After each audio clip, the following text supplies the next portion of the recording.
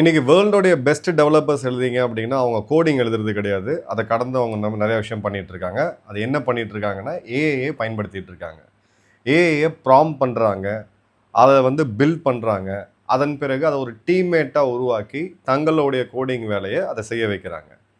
இது எப்படி அவங்களால ஈஸியாக பண்ண முடியுது அப்படின்னு நம்ம பார்த்தோம் அப்படின்னா, யூடியூப் வீடியோஸு இல்லை நம்ம சுயமாக உட்காந்து அதை எக்ஸ்பீரியன்ஸ் மூலிமா பண்ணுறது எல்லாமே ரொம்ப ஸ்லோவாகவும் டைம் எடுக்கும்.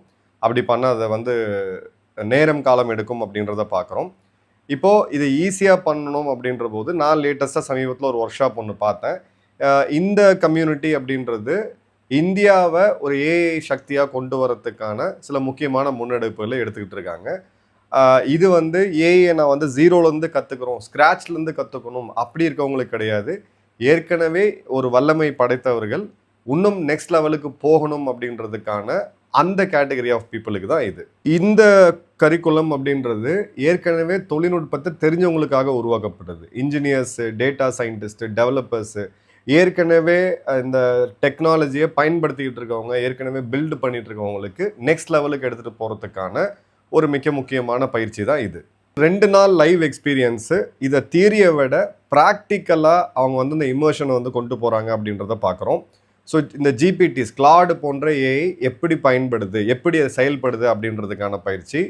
கிளாடை பயன்படுத்தி இல்லை ஏஐ பயன்படுத்தி லைவாக எப்படி கோடிங் பண்ணுறாங்க அப்படின்னு சொல்லி நேரடியாக நம்ம வந்து இதில் பார்க்கலாம். ஒரு ஃபுல் ஸ்டாக் டெவலப்பராக ஒரு ஏஐ ஏஜென்ட்டை எப்படி நீங்கள் உருவாக்கலாம் அப்படின்ற இந்த அட்வான்ஸ்டு டெக்னிக்ஸையும் வந்து இதில் கற்றுக் கொடுக்குறாங்க. இதில் இருக்கக்கூடிய இன்ட்ரெஸ்டிங்கான விஷயம் என்ன அப்படின்னா, இந்த கோர்ஸ் கரிக்குலம் சிலபஸை விட இதோடைய அவுட்கம் அப்படின்றது தான். இப்போ யாரெல்லாம் இந்த கோர்ஸ் எடுக்கிறாங்க அப்படின்னு பார்த்தீங்கன்னா, பல வருடமாக கோடிங்லேருந்து வெளியில் போனவங்க மீண்டும் கோடிங் ஆரம்பிக்கிறாங்க. இல்லை தங்களுடைய நிறுவனத்தில் ஏற்கனவே ஏஐயை வந்து அதிகமாக பயன்படுத்திக்கிட்டு இருக்காங்க. இல்லை ஏஐயை வந்து ஒரு சப்ஜெக்டாகவே ஒரு கரியராகவே படிச்சுட்டு இருக்கவங்க, அட்வான்ஸ் லேர்னிங்கில் இருக்கவங்க அப்படின்னு சொல்லிட்டு இந்த 3 வகையான கேட்டகரி ஆஃப் பீப்புள் இதில் வராங்க. 2 நாள் ப்ரோக்ராம், வெள்ளி மற்றும் சனி, கிட்டத்தட்ட 12 மணி நேரம். ஜென்ரலாக இதுக்கு வந்து காஸ்ட் அதிகமாக இருக்கும். பட் நம்மளுடைய நாலேஜ் பார்ட்னர்னா ஹவுட் ஸ்கில்ஸ் இதை வந்து இலவசமாகவே தராங்க. டிஸ்கிரிப்ஷனில் இருக்கக்கூடிய லிங்கை பயன்படுத்தி இதில் உங்களுக்கு இன்ட்ரெஸ்ட் இருக்குது அப்படின்னு சொன்னால் ஒரு முறை நீங்கள் ட்ரை பண்ணி பார்க்கலாம்.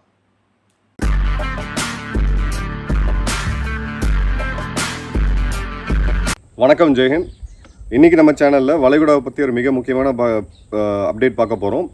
இந்த போர் நிறுத்தத்துக்கான முடிவு ஏப்ரல் 22.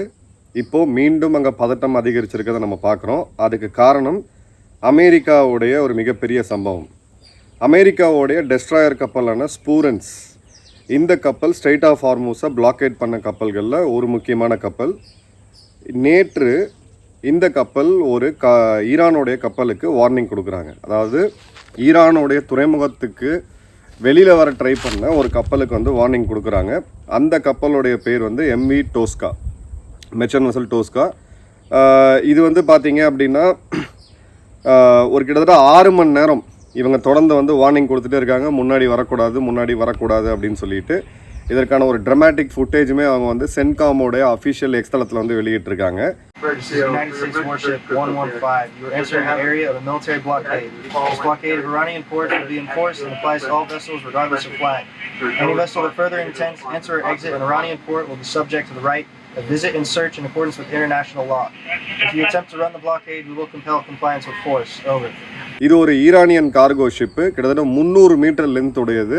இந்த கப்பலோடைய சைஸ் என்ன அப்படின்னு பார்த்தீங்கன்னா, ஒரு விமானம் தாங்கிய போர்க்கப்பலோட எடையை கொண்ட ஒரு கப்பல் இது. இது வந்து பந்தார் அப்பாஸ்ன்னு சொல்லக்கூடிய ஒரு ஈரான் துறைமுகத்துக்கு உள்ளே போகக்கூடிய ஒரு கப்பல். நான் வெளியில் வருதுன்னு தவறாக சொல்லிட்டேன். உள்ளே போகக்கூடிய ஒரு கப்பல் இது. இந்த கப்பலோடைய வார்னிங் வந்து கிட்டத்தட்ட 6 மணி நேரம் அளவுக்கு கொடுக்கப்பட்டிருக்கு. இவங்க வந்து அந்த வார்னிங்கை மதிக்கலை. அதன் பிறகு அவங்க தொடர்ந்து ஈரானை நோக்கி மூவ் பண்ணி போயிட்டே இருக்கும் பொழுது இவங்க ஒரு ஆர்டரை வந்து கொடுக்குறாங்க. அதாவது இன்ஜின் ரூமை உடனடியாக எவாக்குவேட் பண்ணுங்கள், நாங்கள் இன்ஜின் ரூமை சுட போகிறோம் அப்படின்னு சொல்லிட்டு.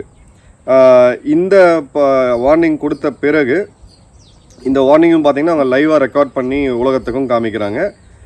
we are prepared to subject you to disabling fire. So disabling fire அப்படின்னா என்னென்னா, ஒரு கப்பலை மூழ்கடிக்காமல் அந்த இன்ஜின் ரூமை குறி வச்சு தாக்கி அந்த கப்பலை அதுக்கு மேலே செயலளிக்க வைக்கக்கூடிய ஒரு செயல். அதன் பிறகு யூஎஸ் நேவி அவங்களுடைய கேனன் கன்னை யூஸ் பண்ணி அதை நோக்கி ஃபயர் பண்ணுறாங்க.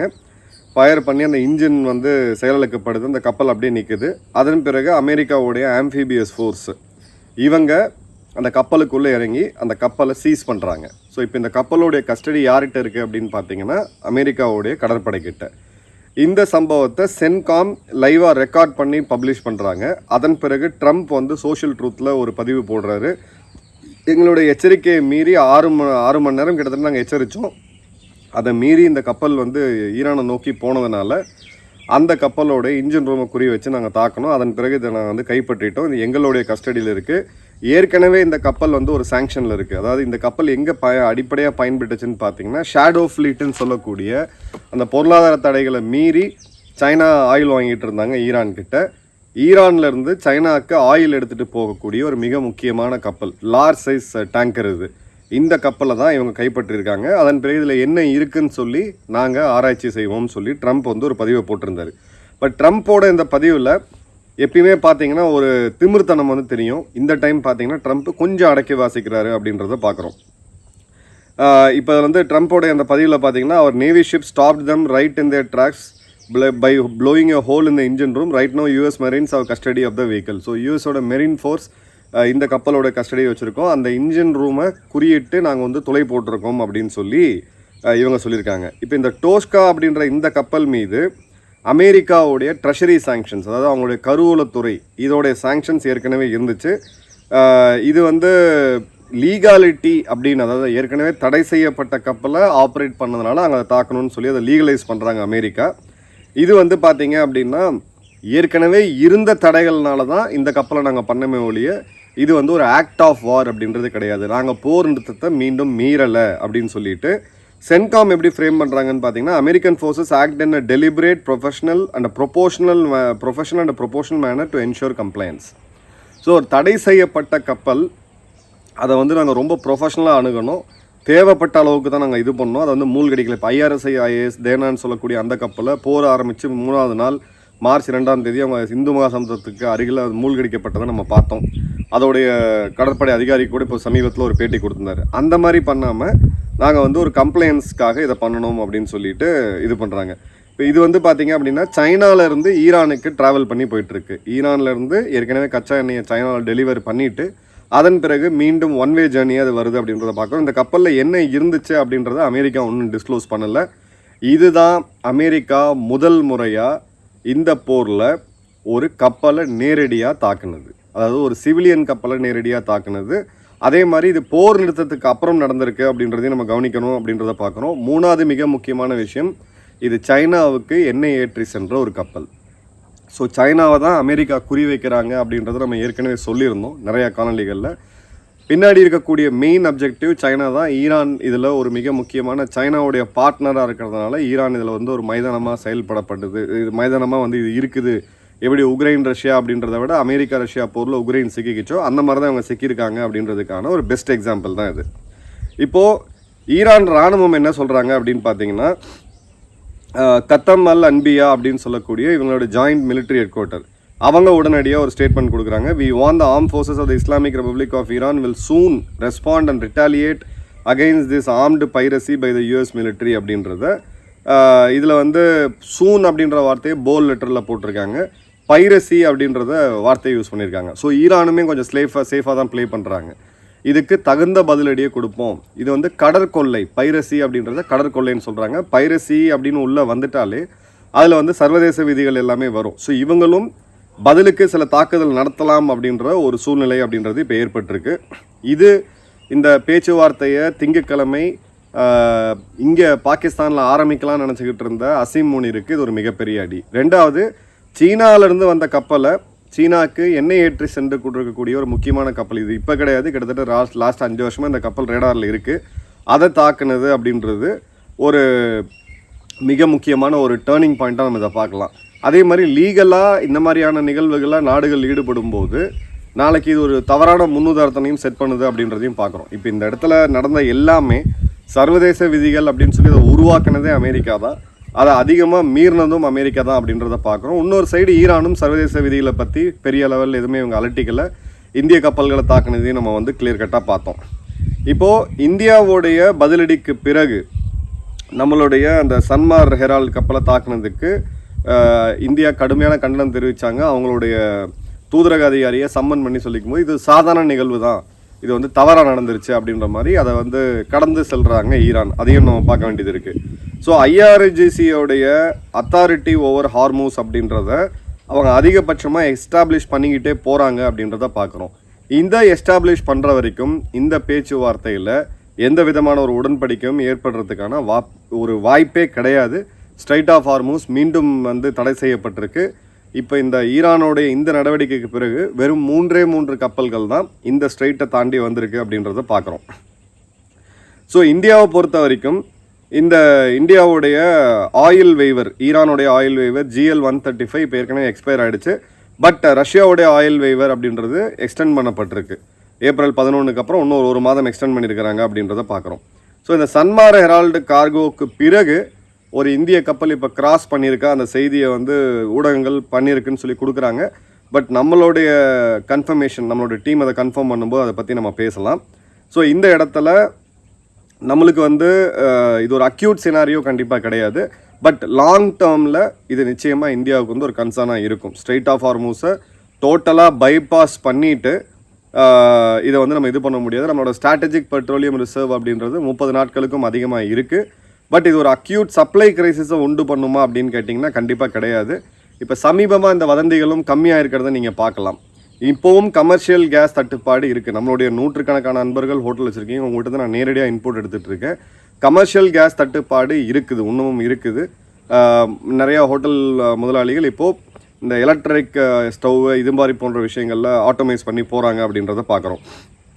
இப்போ இந்த இடத்துல தான் பாகிஸ்தானோட மேயர் ஷபாஸ் ஷெரீஃப் ஒரு இது பண்ணியிருக்காரு. நான் அதிபர் பெஷ்கியான் அவர்களை சந்தித்து பேசினேன், ரொம்ப பாசிட்டிவாக போகுது டாக்குன்ட்டு. நீ பேச்சுவார்த்தை பாசிட்டிவாக போகுதுன்னு சொல்லும்போது இங்கே அமெரிக்கா வந்து ஈரானுடைய கப்பலை தாக்கி கைப்பற்றுறாங்க. அதே மாதிரி ஈரான் மீண்டும் ஸ்ட்ரைட் ஆஃப் ஹார்மூஸை மூடி இருக்குது.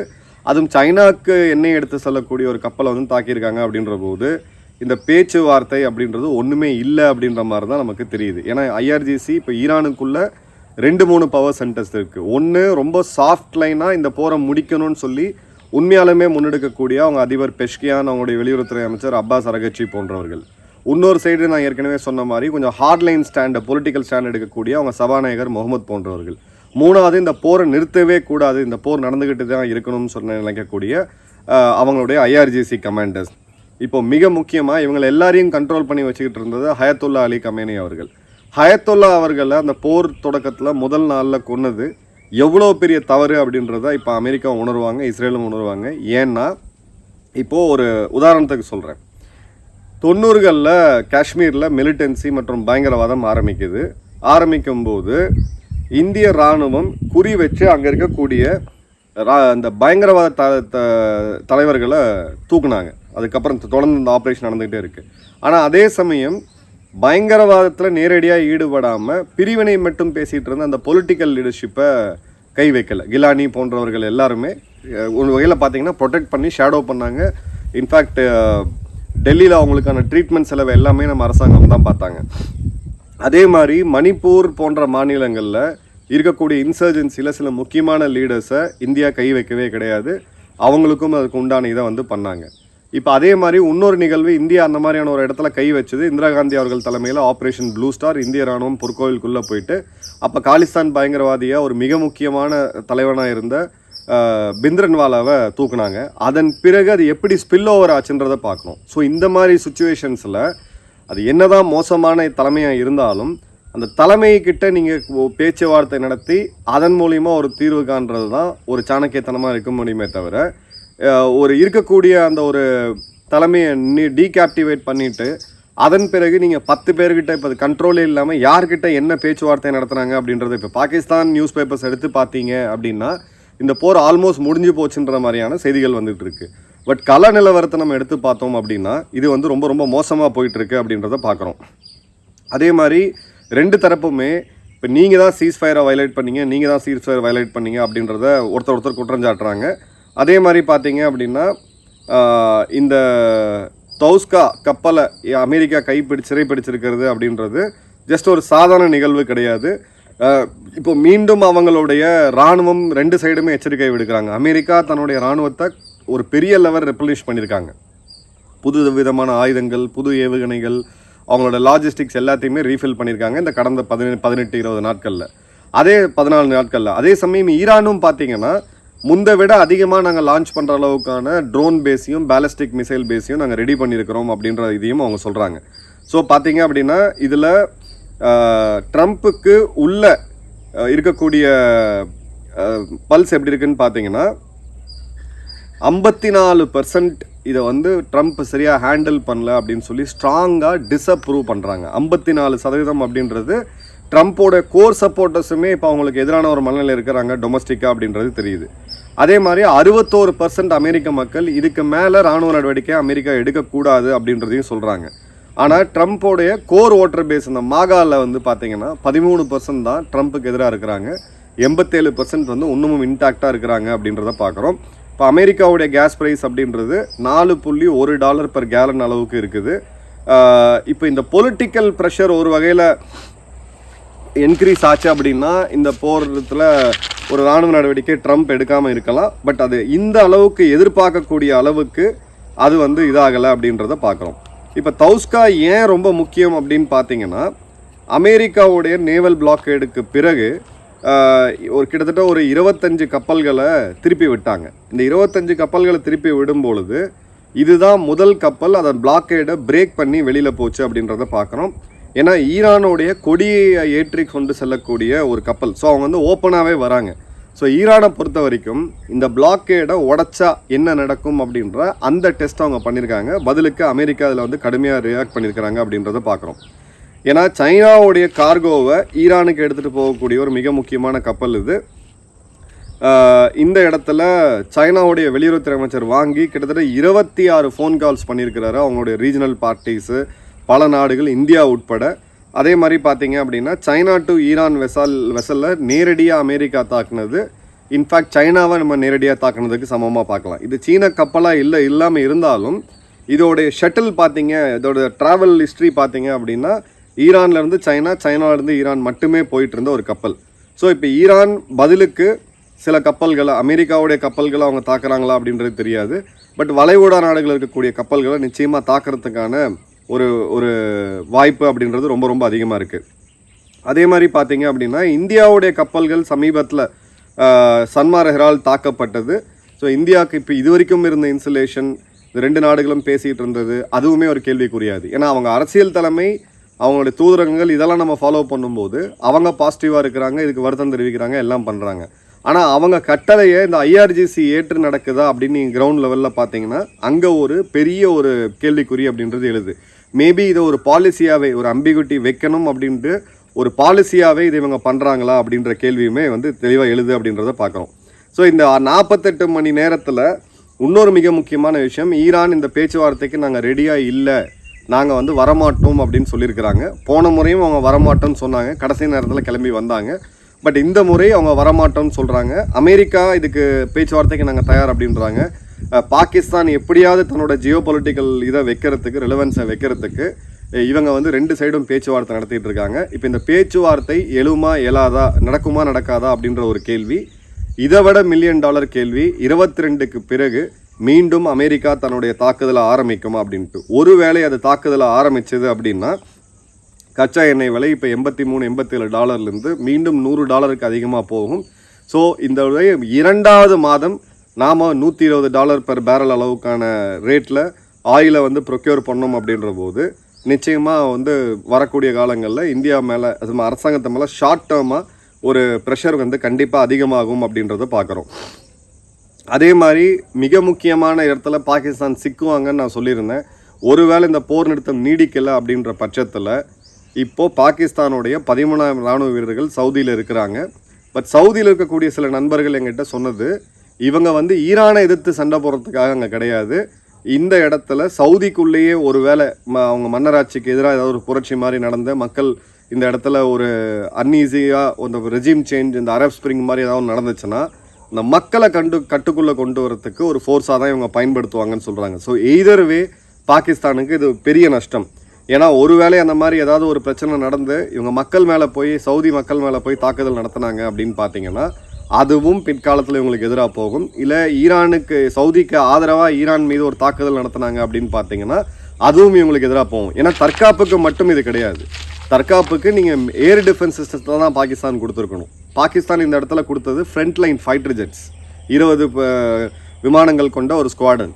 இன்னொரு பக்கம் 13,000 வீரர்கள். இந்த 13,000 வீரர்கள் கிரவுண்ட் ஆக்ஷனுக்கு தானே தவிர நீங்கள் இவங்களை வச்சு இது பண்ண முடியாது. ஸோ இந்த இடத்துலையும் பாகிஸ்தான் சரியாக சிக்கியிருக்குது அப்படின்றத பார்க்குறோம். ஸோ இப்போது ஈரானுடைய மிக முக்கியமான ஒரு விஷயம் என்ன அப்படின்னா அவங்களும் தாக்குதலுக்கு தயாராகிறாங்க. இப்போ எந்த அளவுக்கு அவங்ககிட்ட ஆயுதங்கள் இருக்குது அப்படின்றது ஒன்றுமே கணிக்க முடியாத அளவுக்கு தான் இருக்குது. அமெரிக்காவுடைய உளவுத்துறைக்கும் இஸ்ரேலுக்கும் தான் தெரியும். ஸோ இந்த இடத்துல இஸ்ரேலும் இந்த இடத்துல ரொம்ப ஹையாக ப்ரிப்பேர் ஆகிட்டு இருக்காங்க. இந்த போரில் அதிகமாக பெனிஃபிட் ஆகிறது இஸ்ரேல் தான். அதே சமயம் சவுதியும் இந்த இடத்துல பார்த்தீங்கன்னா ஒரு கவுண்டரை வந்து ஸ்ட்ராங்காக கொடுத்துட்டு இருக்காங்க. இது எல்லாத்த விட முக்கியமான விஷயம் அமெரிக்காவுடைய நெருங்கிய நட்பு நாடு யுஏஇ இப்போ ஓப்பனாக ஒரு த்ரெட்டை வந்து அமெரிக்கா கொடுத்துருக்காங்க. டாலர் வரத்து, இப்போ டாலருடைய வீழ்ச்சியும் விலையேற்றத்தையும் நம்ம பார்க்குறோம். டாலர் வரத்து இல்லை, ஏன்னா அவங்க எண்ணெயோடைய வியாபாரம் அப்படின்றது பாதிக்கப்பட்டிருக்கு, டூரிசம் பாதிக்கப்பட்டிருக்கு, ரியல் எஸ்டேட்டும் பாதிக்கப்பட்டிருக்கு. டாலர் எங்களுக்கு ஃப்ளோ இல்லை அப்படின்னா நாங்கள் யுவான் மற்றும் இந்தியா ரூபாய் போன்ற கரன்சியில் நாங்கள் ட்ரேட் பண்ணுவோம், வேறு வழியே இல்லை அப்படின்ற போது பெட்ரோ டாலருக்கும் ஒரு மிகப்பெரிய சவால் இப்போ வந்து உருவாகியிருக்கு. அமெரிக்கா இதை எப்படி ப்ரொசீட் பண்ணுவாங்க அப்படின்றத வந்து அகைன் அவங்க அதே ஸ்ட்ராட்டஜி தான் யூஸ் பண்ணுவாங்க. அந்த madman theory, good cop, bad cop, ugly cop. இப்போ ட்ரம்ப் அடுத்தது என்ன பதிவை போடுறாருன்றதை பொறுத்து 22க்கு பிறகு இந்த யுத்தம் மீண்டும் தொடருமா, இல்லை அட்லீஸ்ட் இது வந்து இன்னும் 2 வாரத்துக்கு எக்ஸ்டெண்ட் ஆகுமா அப்படின்றதுல இருக்குது. என்னை பொறுத்த வரைக்கும் இது ஒரு 2 வாரம் எக்ஸ்டெண்ட் ஆகணும். நியூஸ் எல்லாமே நெகட்டிவாக இருந்தாலும் இது எல்லாமே பெர்செப்ஷன், மன வலிமை பற்றி இருக்கக்கூடிய ஒரு பேட்டில் தான். என்ன நடக்குதுன்ற இன்னொரு டீட்டெயில் வீடியோவில் பார்ப்போம். நன்றி, வணக்கம், ஜெய்ஹிந்த்.